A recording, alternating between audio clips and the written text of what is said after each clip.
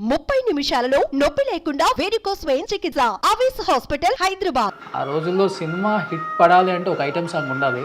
బావలు సయ్యా high రింగోల రింగోల రింగోల silk Smith గారు dance చూస్తుంటే అనిపిస్తుంది మనం సిల్క్ స్మిత్ గారితో డ్యాన్స్ చేస్తే ఎలా ఉంటుందో ఊహించుకున్నాం ఒకసారి. గుండెలు గీసిన బంటు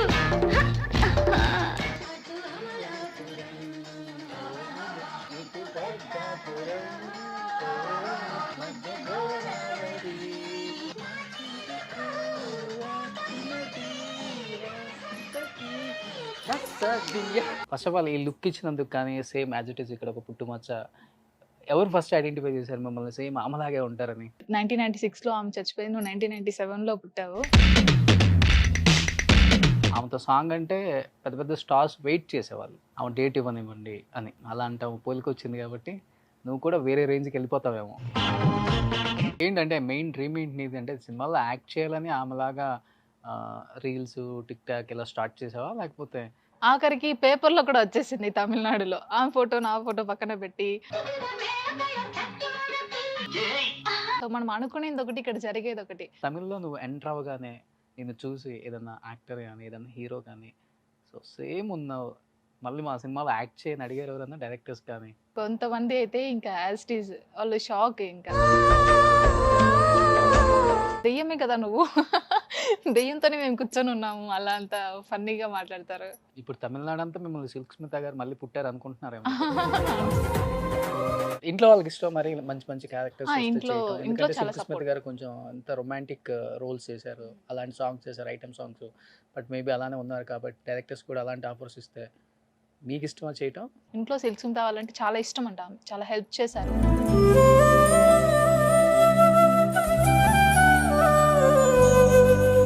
బట్ చాలా మంది డైరెక్టర్స్ కొంతమంది అప్పుడు స్టెప్ వేద్దాం అనుకున్నారు సిల్క్ స్మిత గారు బయోగ్రఫీ తీద్దామని. బట్ అలాంటి ఫేజ్ దొరక్క చాలా మంది ఆ సాహసం చేయలేకపోయారు. ఇన్ కేస్ ఈ ఇంటర్వ్యూ తర్వాత ఎవరన్నా సిల్క్ స్మిత బయోగ్రఫీ తీస్తే మిమ్మల్ని లీడ్ రోల్ పెట్టి యాక్ట్ చేయమంటే రెడీయా? ఆ ఫేస్ వల్ల నేను చాలా బ్లెస్డ్గా ఫీల్ అయ్యాను. First of all Silk Smitha గారు పెద్ద పెద్ద స్టార్స్తో మంచి మంచి ఐటమ్ సాంగ్స్ చేశారు. అవును, బావలు కావచ్చు, అటు అమలాపురి ఇటు పెద్ద మంచి మంచి సాంగ్స్ ఏవో ఉన్నాయి ఆమె. అలా ఇప్పుడున్న హీరోలతో మంచి ఐటమ్ సాంగ్స్ వచ్చి అలా అలా డ్రెస్సింగ్ వేసి చెయ్యాలి అంటే మీకు ఇష్టమేనా? ఐటమ్ సాంగ్ అయినా కానీ అంటే ఇట్స్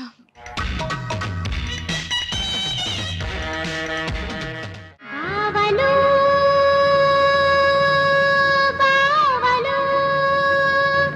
బావలు బావలు సయ్యా హై రింగోల రింగోల రింగోల బావలు సయ్యా హై బావలు సయ్యా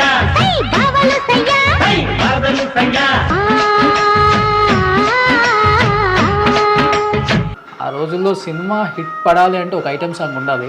సిల్క్ స్మిత గారు, అనురాధ గారు, జ్యోతిలక్ష్మి గారు, జయమాలిని గారు, విజయలలిత గారు, ఇలా చెప్పుకుంటూ పోతే నిజంగా ఈ రోజుల్లో ఆ ట్రెండ్ సెట్ చేసిన వాళ్ళు లేరని చెప్పుకోవచ్చు. వాళ్ళు ట్రెండ్ బ్రేక్ చేసిన వాళ్ళు కూడా లేరు. బట్ ఇలాంటి ఆర్టిస్టులు మళ్ళీ పుడితే స్క్రీన్ మీద ఎలా ఉంటుందో ఒకసారి ఊహించుకుంటుంటేనే oh my god. Silk Smith గారు డ్యాన్స్ చూస్తుంటే అనిపిస్తుంది మనం సిల్క్ స్మిత్ గారితో డ్యాన్స్ చేస్తే ఎలా ఉంటుందో ఊహించుకున్నాం ఒకసారి. గుండెలు గీసిన బంటు హాయ్ సిల్క్ స్మిత గారు, హౌ ఆర్ యూ? గుడ్ జై. మీరు ఎలా ఉన్నారు? నేను సూపర్ ఉన్నాను. నేను దేవుని కోరుకోగానే మిమ్మల్ని ప్రత్యక్షం చేశాడు కిందకి. ఎలా అనిపిస్తుంది ఇన్ని సంవత్సరాల తర్వాత కిందకి వచ్చారు? అంటే చాలా సర్ప్రైజింగ్గా ఉంది నాకు. చాలా మారాయి మొత్తం. సో మీ డాన్సులకి ఇప్పుడు డాన్సులకి మారిపోయాయి అంటారా? చాలా మారిపోయింది. అవునా? ఏం మారింది అంటే ముందు అప్పుడు మీరు ఎలా ఇచ్చేవాళ్ళు ఎక్స్ప్రెషన్స్ ఒకసారి చెప్పండి. గుండెలు గీసిన బంటు గుండెలు గుట్టుగా అంటూ గుండెలు గీసిన బంటు గుండెలు గుట్టుగా అంటూ సూపర్. నిజంగా ఎంత ఎక్స్ప్రెషన్స్ ఇవ్వాలో అంత ఎక్స్ప్రెషన్స్ ఇస్తారు ఆమె కూడా. సేమ్ యాజ్ ఇట్ ఈస్ దేవుడు అలానే పుట్టించాడు మిమ్మల్ని. ఫస్ట్ ఆఫ్ ఆల్ ఈ లుక్ ఇచ్చినందుకు కానీ సేమ్ యాజ్ ఇట్ ఈస్ ఇక్కడ ఒక పుట్టుమచ్చ ఎవరు ఫస్ట్ ఐడెంటిఫై చేశారు మిమ్మల్ని సేమ్ ఆమెలాగే ఉంటారని? ఇంట్లోనే ఇంట్లోనే చేశారు. ఇంట్లో ఫస్ట్ నువ్వు సిల్క్ స్మిత వాళ్ళలాగా ఉంటావు, Hmm. వాళ్ళు 1996లో ఆమె చచ్చిపోయింది, నువ్వు 1997లో పుట్టావు, Hmm. బట్ నేను పెరిగే కొద్దీ వాళ్ళు ఐడెంటిఫై చేశారు. బట్ వాళ్ళు చెప్పేటప్పుడు నేను కేర్ చేసుకోను. అప్పుడు కాలేజ్ టైమ్స్లో కాలేజ్ అది ఇది అలానే ఉన్నాను. బట్ రాను రాను అది ఇంకా ఎక్కువ ఫేమ్ అయింది. సో ఫస్ట్ ఆఫ్ ఆల్ ఇంట్లో వాళ్ళే చెప్పారు. చూసేవ తర్వాత ఆమె వీడియోస్ కానీ లేకపోతే ఆమె ఇంట్లో వాళ్ళు సినిమాల్లో చెప్పారు. చూడటం కానీ ఫస్ట్ వీడియో చేసినప్పుడు తమిళ్లో మెసేజెస్ చేస్తా అన్నారు. అది తమిళ్లో నాకు చదవడం రాదు, తెలుగు కదా. నేను అన్న వాళ్ళకి పంపించేదాన్ని, ఏంటి ఈ మెసేజ్ అనేసి. అంటే నువ్వు సిల్క్ స్మిత వాళ్ళలాగా ఉన్నావు అంటే, అప్పుడు చిన్నపిల్లని కదా, ఏం చేస్తానంటే మెరో తెలుసా, గ్లామర్ రోల్స్ అని ఎక్కువ చేస్తా తెలుసా అంటే, అమ్మో వద్దు అని డిలీట్ చేసేదాన్ని. అవునా? అలా అలా చేస్తా ఉన్నాను. బట్ ఇప్పుడు బ్లెస్డ్గా ఫీల్ అవుతున్నాను ఇలా అలా ఉన్నాను అనేసి. వాట్ అన్ యాక్ట్రెస్ అసలు కావా. ఆ అలాంటి తర్వాత సినిమాలు తీశారు. హీరోలకి ఈక్వల్ ఫైట్ ఇచ్చారు ఆమె ఆ రోజుల్లో. ఆమెతో సాంగ్ అంటే పెద్ద పెద్ద స్టార్స్ వెయిట్ చేసేవాళ్ళు, ఆమె డేట్ ఇవ్వనివ్వండి అని. అలాంటి ఆమె పోలికి వచ్చింది కాబట్టి నువ్వు కూడా వేరే రేంజ్కి వెళ్ళిపోతావేమో. Thank you so much. Thank you. కాలేజీలో ఫ్రెండ్స్ ఎలా ట్రీట్ చేసేవాళ్ళు? అంటే అప్పుడు ఎండ్ అది ఎగ్జామ్స్ జరుగుతున్నాయి, అప్పుడు వైరల్ అయింది వీడియో. Hmm. సో ఇన్ని రోజులు నిన్ను మాతో గుర్తుపట్టలేకపోయాము అనేసి ఫీల్ అయ్యారు. అవునా? ఏం ఏం వీడియో 20. చేసినప్పుడు? అప్పుడు అంటే ఆల్మోస్ట్ అందరికీ తెలిసిపోయింది. అప్పుడు రీల్స్ చేసి ఫేమ్ వచ్చింది, ఏంటి విత్ ఇన్ 1 monthలో 400-500K వచ్చేస్తున్నారు ఫాలోవర్స్ అని. అప్పుడు ఓ ఇన్ని రోజులు మాతో ట్రావెల్ చేసి నిన్ను మర్చిపోయాము, నువ్వు ఇలా ఉన్నావు అనేసి అలా అలా వచ్చి వాళ్ళ దగ్గర నుంచి రెస్పాన్స్. అంటే ఇప్పుడు జనరేషన్ వాళ్ళు కొంచెం మర్చిపోయిన వాళ్ళకి మళ్ళీ- మర్చిపోయారు అవును.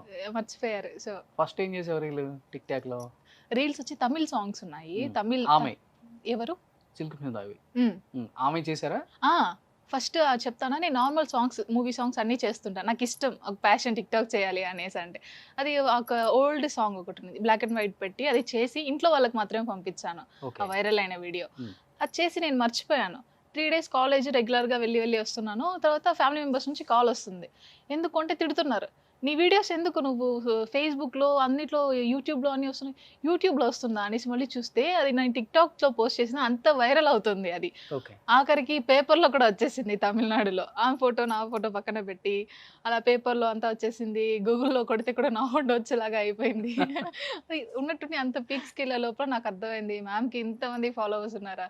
ఇట్ మీన్స్ మనం జనరల్గా చూస్తున్నాం, ఒక యాక్టర్ లాగా ఇంకొకరుంటే అంతగా ఏం ఉండదు. బట్ ఆ తర్వాత నాకు అర్థమైంది ఆమెకి ఎంతమంది ఫాలోవర్స్ ఉన్నారు, ఇంకా ఎంత మిస్ అవుతున్నారు ఆమెని అని. ఫస్ట్ చేసిన వీడియో ఏంటి వైరల్ అయిన వీడియో? తూంగామ నాకాను సొప్పనమే అనేసి తమిళ్ సాంగ్. ఓకే. అది అడియే మనం నిల్లు నా నిక్కదడి అనేసి ఉంటుంది. ఆ సాంగ్లో అప్పుడు అది చేశాను, ఒక 15 seconds అది చేసి నవ్వుతూనే చేశాను. అది అంత వైరల్ అయిపోయి ఇప్పుడు ఆ సాంగ్కి అలా అప్రోచ్ అయ్యారు చాలా మంది. ఒకసారి మళ్ళీ ఆడియన్స్ కోసం చేస్తారా? చేస్తాను, ప్లీజ్. ఎస్.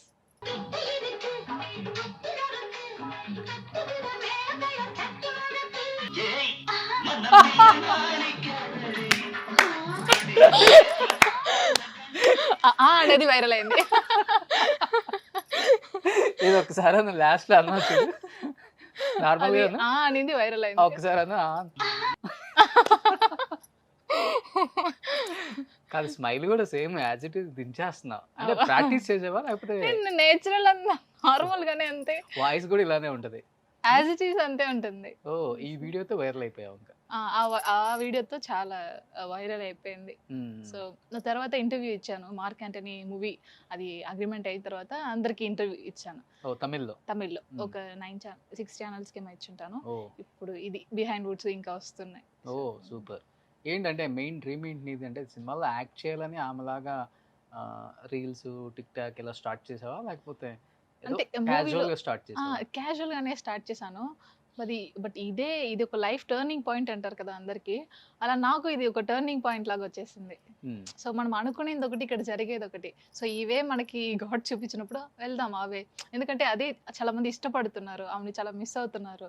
ఓకే, నాకు హ్యాపీగా ఉంది. సో ఈ ఫీల్డ్ ఎంచుకున్నప్పుడు నాకు హ్యాపీగా ఉంది, నేను ఇది ఎంజాయ్ చేస్తున్నాను బాగా. ఇదే ప్రొఫెషన్ అయ్యేటప్పుడు విల్ డూ. ఓకే.